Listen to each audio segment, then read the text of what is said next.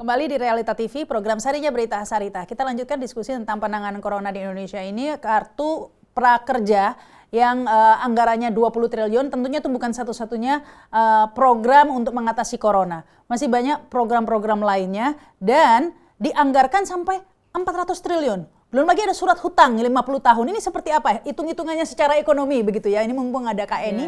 Ya, jadi kita ada dikatakan akan mengucurkan 400 triliun lebih.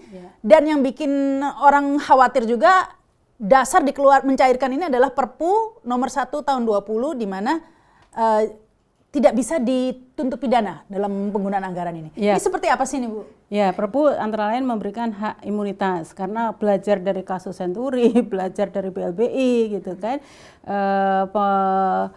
pengambil kebijakan itu dipidanakan. Nah, oke, kita nggak membahas itu, tetapi kalau kita mengacu kalau yang rincian 405,1 triliun di Perpu itu, pertama adalah dana untuk kesehatan. Jadi anggaran ini kalau menurut pemerintah ini tambahan. Jadi ini dana luncuran di luar, berarti kan kalau tambahan kan di luar yang ada di APBN 2020. Nah, jadi rinciannya 75 triliun itu untuk kesehatan. Terus yang sosial safety net tambahannya itu 110 triliun. Di dalamnya ada kartu prakerja yang 20 triliun tadi, termasuk ada untuk kartu sembako, PKH, subsidi listrik, dan logistik sembako. Nah, ketiga adalah tadi untuk dukungan industri. Dukungan industri itu ada 70 triliun. Nah, yang terakhir, yang keempat itu untuk pemulihan, untuk recovery ekonomi. Garis besarnya begitu, jadi rinciannya ada. Itu sekitar 150 triliun. Nah, ini dari mana uangnya? Nah, sebelum dari mana uangnya, ini ada yang mungkin harus juga secara transparan dijelaskan oleh pemerintah mengenai dana tambahan untuk social safety net atau sosial tadi, untuk perlindungan sosial tadi. Jadi di dalam APBN 2020 total dana perlindungan sosial itu kan 350-an triliun. Nah, sementara ini ada tambahan dana social safety net lagi 110 triliun. Nah, ketika kita baca rincian yang ada di dalam dana 110 triliun itu hampir sama persis dengan pelindungan sosial yang ada di APBN. Jadi program sembako, program PKH, prakerja, ini semuanya ada di dana pelindungan sosial atau anggaran pelindungan sosial yang di APBN 2020. Jadi sudah ada? Sudah ada. Bedanya yang tidak ada itu hanya subsidi listrik tadi dan logistik untuk sembako. Nah, pertanyaannya, kalau tadi perbedaan dengan yang sebelumnya itu pertama dari kartu prakerja itu naik 10 triliun. Jadi artinya perbedaannya kan hanya 10 triliun. Nah, kedua untuk sembako itu tadinya 150 terus sekarang menjadi 200.000 per bulan. Nah, artinya itu kalau dikalikan katakanlah 9 bulan itu berapa triliun. Nah, hitung-hitungan saya sebenarnya irisan dengan program-program yang sejak awal ada di pelindungan sosial, ini saya yakin sebenarnya tidak akan sampai 110 triliun untuk perlindungan sosial. Nah, kedua adalah untuk yang tadi dukungan industri. Dukungan industri ini yang juga harus betul-betul dijelaskan, terutama yang untuk recovery tadi. Recovery tadi kan cukup besar, 150 triliun. Padahal? Nah, bukan masalah padahalnya, tetapi bagaimana skema-skemanya. Karena apa?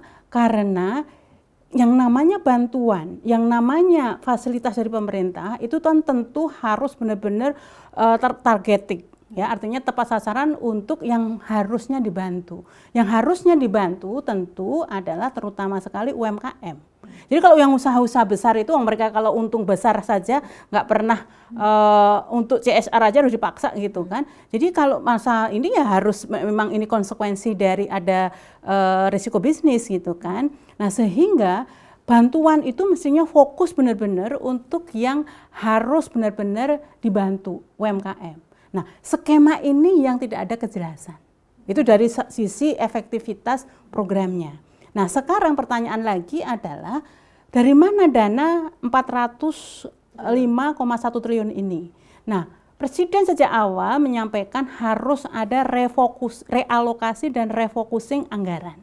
Nah, menurut saya ini dulu yang dioptimalkan. Artinya apa? Artinya 405,1 triliun itu jangan buru-buru ini ditambah dengan defisit APBN. Tetapi dilakukan dulu realokasi dan refocusing. Dari mana misalnya? Dana untuk belanja barang.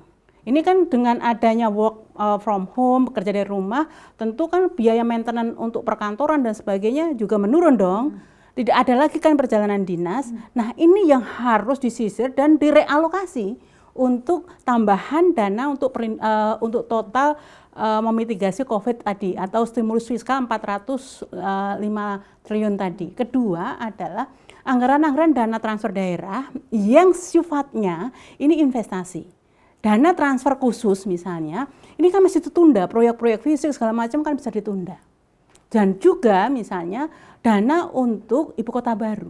Jadi Mbak Rahma, kalau misalnya ya kita keluarga gitu, kalau anak kita sedang sakit, itu kan tentu yang tadinya mau beli motor, tadinya misalnya mau jalan-jalan, pasti kan ini diutamakan dulu dong bagaimana agar jadi yang uang sakit 400 triliun itu, 400,5 triliun itu sudah ada apa belum? Nah, mestinya kalau Presiden konsisten dengan instruksinya, ini dulu yang harus benar-benar dilakukan realokasi dan refocusing dari struktur APBN 2020 terlebih dahulu. Nah, tetapi apa yang kita lakukan kemarin, begitu pemerintah mengumumkan mengeluarkan perpu akan ada 405 triliun yang akan dijadikan stimulus fiskal, global bond yang pertama dilakukan. Bukan realokasi dan refocusing gitu kan. Nah, ini kan jadi perencanaan publik ya? gitu kan. Seperti apa ini Bu maksudnya jelas? Global bond itu memang kan kalau pemerintah mengeluarkan SBN di pasar domestik tentu kan nanti crowding out. Karena apa, perbankan dan segala macam kan sudah kering. Nanti kalau pemerintah apalagi yield-nya lebih tinggi ya masyarakat pasti akan lebih memilih bond. Nah, nanti akan berdampak ke perbankan. Maka memang salah satunya alternatifnya memang betul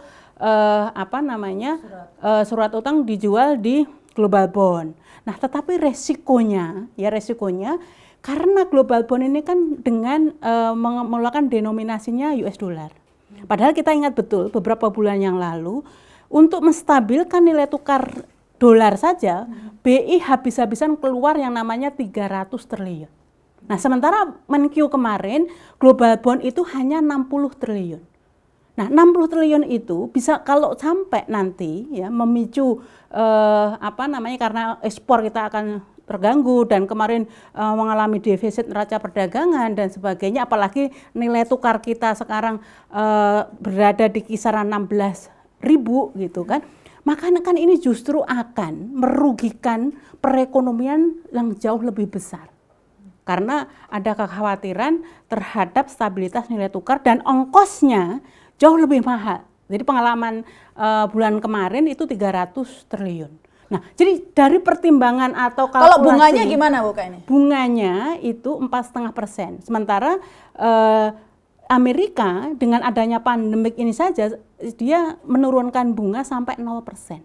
Jadi di tengah negara-negara yang lain menurunkan suku bunga, kita justru memberikan yield atau menaikkan suku bunga sampai 4,5%. Dan global bond rata-rata suku bunganya itu hanya di kisaran 2-3%.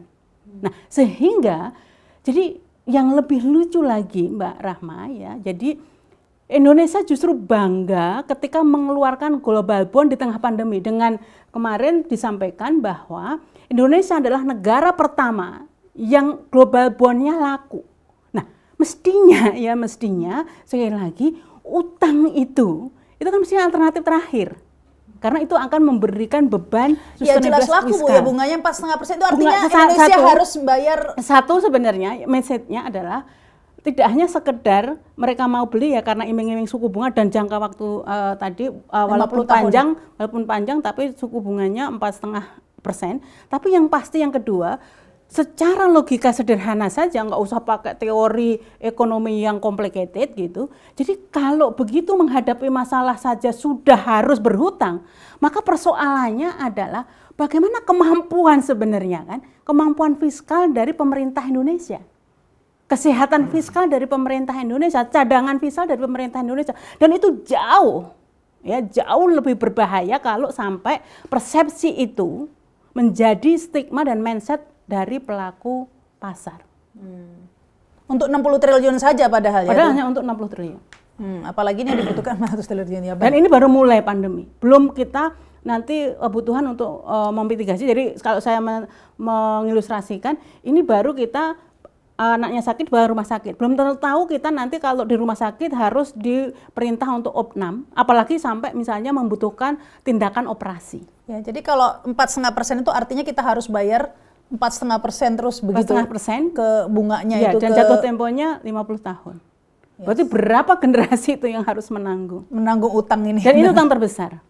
Utang terbesar. Ya, denominasi dalam mengapa kita memberi bunga begitu tinggi ya kayaknya? Ya karena kan nggak akan tertarik kalau suku bunganya tinggi. Jadi bunga itu secara ekonomi itu dilihat dari besaran risiko. Jadi kalau Mbak Rahma sudah percaya sama Mas Hendri, saya hutang dong gitu. Oh karena udah percaya, udahlah nggak usah pakai bunga. Tapi kalau Mbak Rahma misalnya hutang ke saya kan nggak percaya sama Mbak Rahma. Mau bayar bunga tinggi nggak? Kalau mau kasih bunga tinggi saya kasih.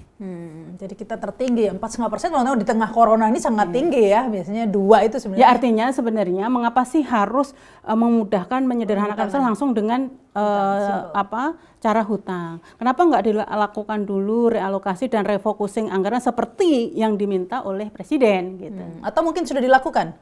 Enggak ya? Nggak tahu ya. Karena tapi yang jelas dilakukan adalah mengeluarkan global bond. Iya, baik. Ini yang terakhir ini mungkin sekaligus closing statement ini Kak Henry ini. Jangan sepertinya berat sekali nih Kak Henry. Gimana? Iya, tentunya terkait secara global lah penanganan corona ini. Kalau global saya nggak ngerti lah. Tapi kalau Indonesia ini kan kesulitan. Ya global di Indonesia maksudnya. Oh global Indonesia. Kalau di Indonesia ini kan kesulitan para ahli ya untuk memprediksi itu karena coronanya belum sampai peak kelihatannya. Jadi kita tuh kalau sudah sampai peak kan kita bisa tahu ya landainya tuh kayak gimana. Nah ini kelihatannya berbagai ahli kesulitan untuk memprediksi karena peaknya belum ada. Masih di lereng katanya. Iya sama seperti ekonomi lah.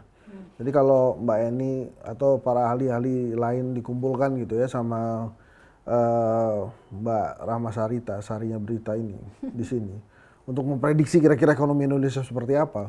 Mungkin mereka kesulitan kenapa? Karena ini juga baru awalnya nih, PHK baru 1-2 gitu ya. 3-4, 5-6 gitu ya. Belum kelihatan mau sampai di mana gitu. Tapi saya intinya adalah begini, kalau COVID yang pertama kita mesti dukung pemerintah. Jadi kalau pemerintah disiplin, ya mesti disiplin ya disiplin gitu. Kemudian yang kedua menurut saya Pak Jokowi mesti memiliki tim yang memang siap menghadapi pandemi. Seperti ini. Terus kemudian yang ketiga terkait staf sus milenial yang tadi kita bahas. Ya kalau Anda merasa sudah sampai tujuan gitu ya. Bekerjalah dengan baik. Atau kalau memang tidak mampu lagi bekerja ya mengundurkan diri saja. Karena pertaruhannya berat. Bukan hanya banyak milenial yang tidak bisa masuk istana gara-gara Anda. Karena kapok presidennya. Ya, yang paling berat justru adalah citranya Presiden Jokowi jadi kacau balau tuh. Karena kan ini terobosan yang baik dan berani sekali dilakukan oleh Presiden. Jadi Mbak Rahma, kita terima kasih ya kepada tenaga kesehatan. Karena mampu membantu kita di tengah pandemi. Tapi seberapa kuat nanti mereka kalau kita sendiri juga tidak mampu membantu diri kita sendiri untuk mencegah pandemi. Jadi teman-teman, Mbak Rahma sebagai closing, saya rasa perlulah kita kembali lagi untuk bekerja sama dengan pemerintah, nurutlah sama pemerintah supaya pandemi ini selesai. Tapi pelatihan online-nya gimana? Dilanjut atau dibatalkan? Iya, saya tuh pengennya COVID ini selesai dulu. Kalau pelatihan online ini, saya menghimbau kepada Pak Jokowi segera panggil tim si Kartu Prakerja itu, ya Menko, Menaker, staf sus gitu, untuk menelaah lagi lah, direview lagi aja. Dan yang paling penting sebetulnya Mbak Rahma, Pak Jokowi bisa menginstruksikan aparat penegak hukum untuk segera menelisik, meneliti ada nggak pelanggaran-pelanggaran hukum yang dilakukan oleh para sutradara kartu prakerja ini, gitu. Terlepas ada atau tidaknya Perpu nomor 1 Karena itu kan ya. darurat tadi kan, kondisi Ya, darurat tapi kan kadang Pak harus Jokowi menunjukkan langsung. Iya, tapi Pak Jokowi boleh pilih, boleh suruh kan. Coba diteliti lagi ada pelanggaran nggak gitu. Jadi menurut saya itu hal-hal yang mesti dilakukan. Terus terang Mbak Rahma, kalau ada yang mengambil kesempatan di dalam kesulitan kita ini, itu bukan hanya miris hati ini, tapi mungkin marah yang luar biasa. Nah, kalau kemarahan itu makin lama makin banyak kan nggak bagus juga buat negara ini. Indonesia itu kan memiliki teknologi canggih yang memadukan dan menjaga bangsa ini yang namanya Pancasila. Nah, itu aja Bhinneka sebenarnya Tunggal Ika. dilakukan. Pancasila, Mbak. Di bawahnya ada Bhinneka Tunggal Ika itu. Tapi ya tadi itu, kok ada kesan tadi tuh mumpung lagi corona, orang malas demo gitu ya. Jadi kayak semuanya disesel-seselin, omnibus law diseselin. Nah makanya Mbak, itulah makanya tadi kan saya berkali-kali katakan Pak Jokowi mesti selesaikan dulu ini sebabnya. Salah satu sebab yang mesti bisa diselesaikan ini, solusi saya adalah buatlah kabinet pandemi yang isinya orang-orang yang sudah achieve, yang bisa membantu Pak Jokowi menelurkan program-program yang tepat untuk menyelesaikan pandemi ini. Gitu. Banyak. Toh ini pasti akan dicatat dalam sejarah kok bahwa Pak Jokowi berhasil. Nah sekarang begini Mbak, BNPB ngeluarin data, ID ngeluarin data beda. Kalau Mbak Rahma sakit, saya sakit, lebih percaya pemerintah apa dokter? Saya mah percaya dokter. Jadi kalau kemudian ID saja sudah komplain, itu artinya orang yang paling berkompeten dalam penyelesaian wabah ini, itu sudah mungkin tidak percaya lagi terhadap kinerja pemerintah, dan itu kan bahaya. Nah ini pada begini, dokter ngomong gini saya percaya sama dokter. Saya nggak percaya dokter hewan, tapi ini kan dokternya dokter beneran. Ini kan pandeminya pandemi manusia ya. Mungkin ya saya juga punya peliharaan di rumah dan itu bawanya ke dokter hewan. Jadi kalau dokter hewan ngomong apa ya terserah lah dia lah. Tapi saya lebih percaya dokter yang ini. Nah, jadi maksud saya Mbak, segeralah melakukan hal-hal yang dianggap terobosan itu. Jadi contoh lagi misalnya mudik, tiba-tiba ya kalau bisa jangan mudik. Nah, tidak ada ketegasan nilai yang membuat kita pusing sendiri juga. KRL, udah tahu berdesak-desakan gitu. Terus kemudian, wah tidak apa-apa naik KRL. Banyak lah, kita punya list panjang ojol. Kalau ojol mah udahlah. Saya menghimbau pemerintah bahwa profesi di Indonesia ini bukan hanya ojol yang kena. Jadi tolong profesi yang lain juga diperhatikan. Khotib masjid itu, gara-gara nggak ada sholat Jumat, nggak terima dia penghasilan dari khotib. Guru nih, dosen misalnya, karena COVID ini kan mesti e-learning. Gaji iya ada, tapi uang transport nggak ada, tapi mesti bayar pulsa kita. Jadi maksudnya, Curcol nih. jangan melulu tentang ojol gitu. Iya. Ojol iya banyak, tapi kan ini profesi ojol ini diawali dengan pelanggaran hukum kan, akhirnya kita toleransi kan. Jadi kemana-mana itu, sorry ya teman-teman ojol. Tapi Anda juga sih suka ngelawan arus, jadi saya suka kesel juga tuh. Bukan itu maksud saya tadi, bahwa sebelumnya ada statement ojol tidak boleh mengangkut penumpang, terus dibatalkan. Pokoknya banyak lah. Nah, iya itu maksud saya, itu adalah implifikasi dari yang tadi saya bilang, bahwa pemerintah ini menganggap profesi yang harus dilindungi itu cuma ojol. Salah. Yang lain juga harus begitu. Ya banyak lagi, ojol hanya salah satu tadi. Digambarkan hanya puncak gunung es ya, banyak yang terdampak ini pastinya. Tapi Mbak Rahma, sebagai terakhir, saya mau terima kasih sama tenaga kesehatan, You Never Walk Alone. Terus kemudian yang kedua, saya ajak masyarakat untuk disiplin, ikuti aturan pemerintah. Kemudian yang ketiga, pemerintah tolong jangan bikin program yang lucu-lucu. Iya. Buatlah program yang sesuai dengan kondisi pandemi kita sekarang. Buatlah program sebaik-baiknya untuk bisa melindungi masyarakat hidup lebih lama dan melalui pandemi COVID-19 ini dengan baik. Bukan program yang dipaksakan, dibuat-buat, yang penting ada, dan yang paling penting dari semua itu, ajaklah masyarakat untuk tetap berdoa. pada Allah Subhanahu wa taala. Amin. Aduh. Ya, tadi itu. Jangan ada program yang lucu-lucu. Ya, sebenarnya sudah nggak ada yang lagi yang bisa dibuat lelucon dari corona ini. Jadi sudah nggak perlu ada program lucu-lucu. Meskipun tetap aja di pelatihan online ini sudah ada joke-nya loh.